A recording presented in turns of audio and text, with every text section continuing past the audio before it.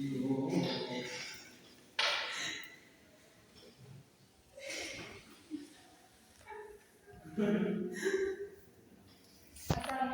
warahmatullahi wabarakatuh. Waalaikumsalam. Pagi anak-anak ibu semuanya. Pagi Bu.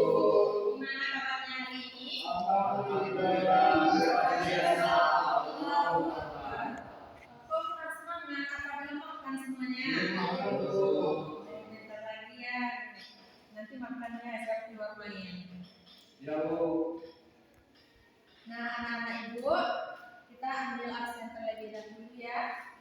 Nabila, Nadia, Alfitra Salam, Novia Putri Mimanda, Arman Al-Fikri, Hadir Bu. Umaydi Hanif, Hadir Bu. Regianda. Berarti hadir semua ya. Ya Bu. Oke, selanjutnya kita mulai masuk ke pelajaran, tapi alangkah baiknya kita baca basmalah terlebih dahulu. Bismillahirrahmanirrahim.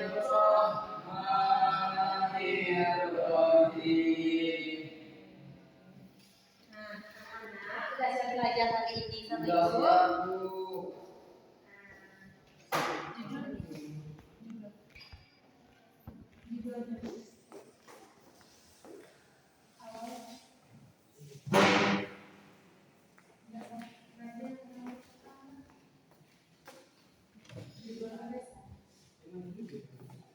Nah, anak-anak, hari ini kita akan belajar mengenai meyakini Nabi dan Rasul Allah menjadi generasi digital yang berkarakter.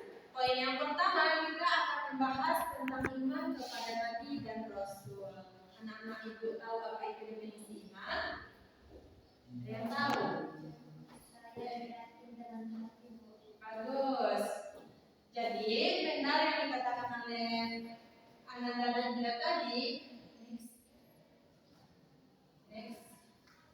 bahwa iman itu secara bahasa berarti percaya dan meyakini. Sedangkan secara istilah yaitu meyakini di dalam hati, melafalkan dengan lisan dan melakukan dengan perbuatan.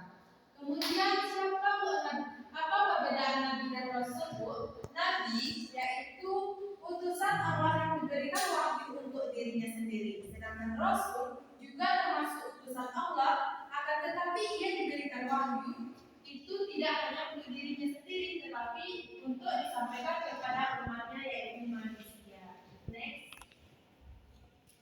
Kemudian di dalam Al-Quran Allah telah menyebutkan ada 25 nabi dan rasul yang wajib kita imani. Di sini anak-anak ibu hafal nama-nama nabi dan rasul? Bisa. Apa? Boleh nyanyi bersama-sama? Boleh Bu. Yuk, berdiri nyanyi sama-sama. Berdiri anak-anak ibu semuanya. Baik Bu. 1, 2, 3. Adam, Idris, Nuh, Saleh, Ibrahim, Lut, Ismail, Ishak, Yakub, Yusuf, Ayub, Su'aib, Musa, Harun, Zulkifli, Daud, Sulaiman, Ilyas, Yunus, Zakaria, Yahya, Isa, dan Muhammad. Jadi itu nabi-nabi yang wajib kita imani. Mau hafal semuanya ya? Saya beda sama dengan itu. Beda. Iya Bu. Nah, besok kita hafal lagi ya. Baik Bu. Oke, next. Kemudian tugas Nabi dan Rasul. Apa itu tugas Nabi dan Rasul? Di sini ibu mencantumkan 3 poin. Yang pertama yaitu mengajak manusia untuk menyembah dan beribadah hanya kepada Allah semata. Nah, Alfi ngapain nak? Kalau ada yang catat nanti ya, perhatikan ibu dulu ya. Nanti ibu ambil lagi.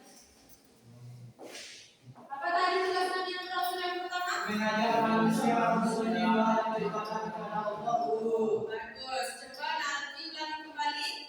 Mengajak manusia untuk menyembah dan beribadah hanya Oke, bagus. Yang kedua yaitu mengajarkan akidah atau mengisahkan Allah Subhanahu wa taala. Yang ketiga Nabi dan Rasul sebagai juru dakwah. Kemudian sifat-sifat Nabi dan Rasul. Berapa sifat Nabi dan Rasul yang wajib kita imani? 3. Betul. Apa aja itu? Wajib, mustahil, jaiz. Nah, anak-anak, yang pertama kita akan membahas yang wajib terlebih dahulu.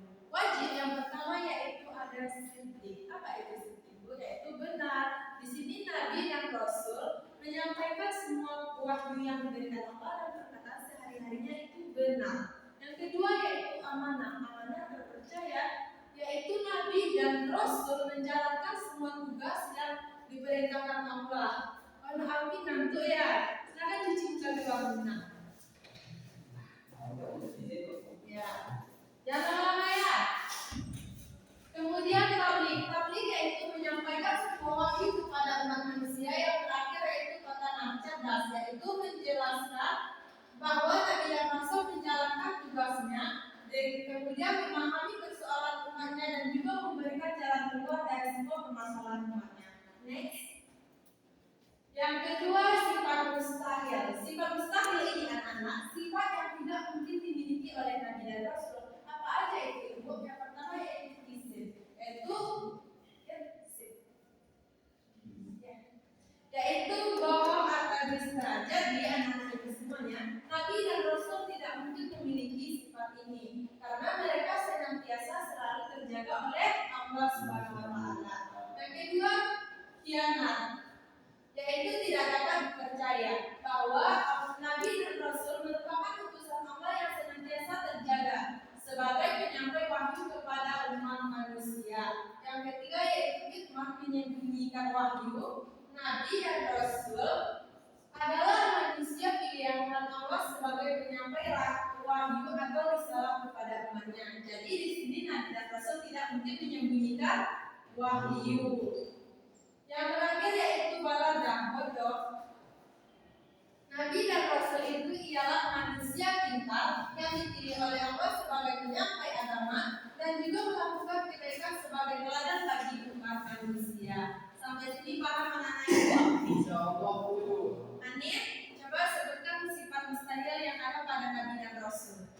Pertama ada itu karena itu tidak percaya, itu menyembunyikan wahyu dan balada di bodoh. Ya, berikan yang ketiga yaitu sifat jaiz. Sifat jaiz ini yaitu sifat yang ada pada diri kita manusia biasanya itu juga dimiliki oleh Nabi dan Rasul. Contohnya apa Bu? Anak-anak itu tahu ini apa? Makan. Ya betul. Jadi Nabi dan Rasul juga makan. Kemudian ini berjualan atau berdagang. Berjualan atau berdagang merupakan profesi Nabi atau enggak? Iya, jadi Nabi dulu juga berjualan. Yang ketiga, bahagia. Iya, jadi ini semua yang ada pada diri kita atau manusia biasa itu juga ada pada diri Nabi dan Rasul. Sampai sini paham? Insyaallah paham Bu. Nah, yang keempat yaitu karakter para Nabi Ulul Azmi. Alfi, kenapa dikatakan Nabi Ulul Azmi atau Rasul Ulul Azmi? Karena Ulul Azmi. Ya. Karena ada sesuatu hal yang luar biasa yang tidak Allah berikan kepada Nabi lain. Ya, bagus. Jadi salah satu dikatakan mereka Ulul Azmi karena mereka dikasih sesuatu yang tidak dikasih kepada nabi yang lainnya. Nabi Ulul Azmi ini merupakan nabi yang dipilih oleh Allah Subhanahu wa taala. Kemudian yang pertama di sini ada Nabi Nuh. Siapa itu Nabi Nuh? Nabi Nuh ini merupakan salah satu rasul pertama yang diutus Allah untuk meluruskan akidah dan juga akhlak, terutama kepada kaum Nabi. Ada yang tahu? Tidak. Nabi Idris. Karena kaum Nabi Idris ini mereka lebih suka menyembah ada 5 berhala yang disembah oleh kaum Nabi Idris. Yang pertama yaitu Wat, yang kedua Suwa, yang ketiga Yakut, yang keempat Yakus, dan yang kelima Nar. Kemudian kenapa Nabi Nuh ini digolongkan ke dalam Nabi Ulul Azmi?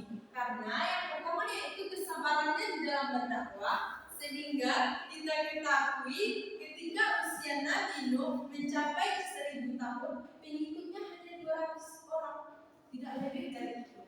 Bahkan istri dan anaknya di situ juga termasuk pembangkang atau tidak mau mengikuti ajaran yang dibawa oleh Nabi Nuh. Dengan izin Allah, di sini umat yang ingkar tersebut ditenggelamkan Allah dalam keadaan banjir, dan yang selamat di situ hanyalah Nabi Nuh tersebut dan juga kaumnya yang beriman. Sampai sini paham? Paham, Bu. Next. Yang kedua Nabi Ibrahim. Kalau Nabi Ibrahim apa yang terbayang sama anak? Ada dua kali anak ibu. Ya, terus? Mengorbankan Ismail, anaknya.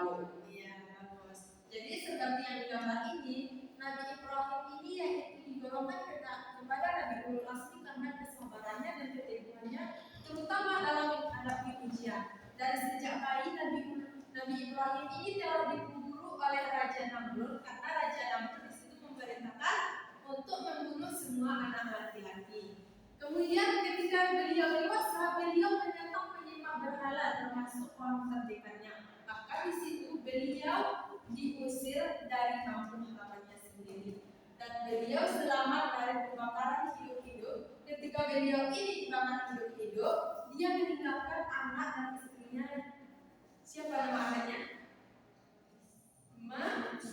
Ya, benar yang bilang Nabila. Jadi nama anak beliau Ismail. Kemudian setelah anaknya menginjak dewasa atau remaja, beliau mendapat perintah untuk mengorbankan anaknya. Sampai sini paham, Alfi? Paham. Apa yang selalu dilihat tuh? Sini lah begitu ya. Next. Kemana? Ya. Lanjut. Yang ketiga Nabi Musa.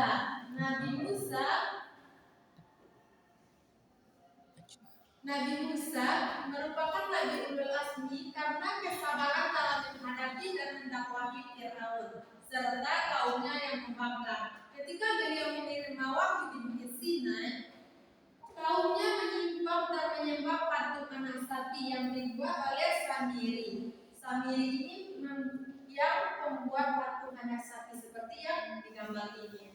Jadi sementara itu Harun menggantikan posisinya yang perannya tak mampu mencegah kaumnya ini untuk menyembah patung anak sapi tersebut. Next. Yang keempat yaitu Nabi Isa. Nabi Isa udah ada yang tahu siapa Nabi Isa? Gak ada yang tahu. Nabi Isa ini merupakan beliau orang yang memiliki kesabaran dan keteguhan. Contohnya ketika beliau menghadapi fitnah yang disebar oleh kaum Yahudi dan pengkhianatan muridnya. Dari sini ada yang dapat dipahami dari gambar ini apa yang melintas di benak anak-anak? Maryam, Siti Maryam. Siapa Siti Maryam? Ibu Isa. Ibu Nabi Isa.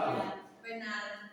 Ketika Nabi Isa lahir di sini, selain itu beliau juga harus membela dunia ibunya. Makanya dikategorikan beliau sebagai Nabi Ulul Azmi karena beliau lahir tanpa seorang ayah. Next. Yang terakhir Nabi Muhammad SAW. Sejak kecil beliau menghadapi banyak ujian hidup, termasuk ketika beliau masih kecil beliau sudah yatim piatu.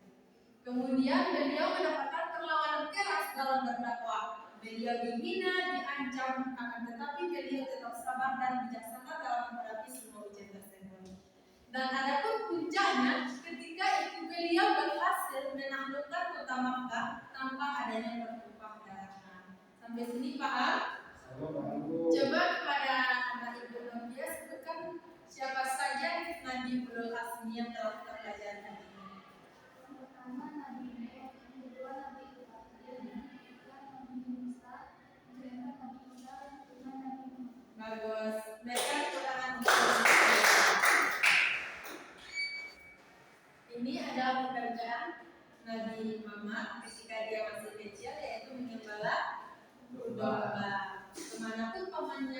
dia selalu hikmah. Yang terakhir, adapun hikmah yang kita dapatkan dari pelajaran kita hari ini di era digital, yang pertama itu kita dapat meneladani karakter Nabi Ulul Azmi di masa kini, yaitu dengan memiliki sikap sabar, jujur, dan juga bertanggung jawab. Contohnya ketika apa Bu? Menggunakan sosmed.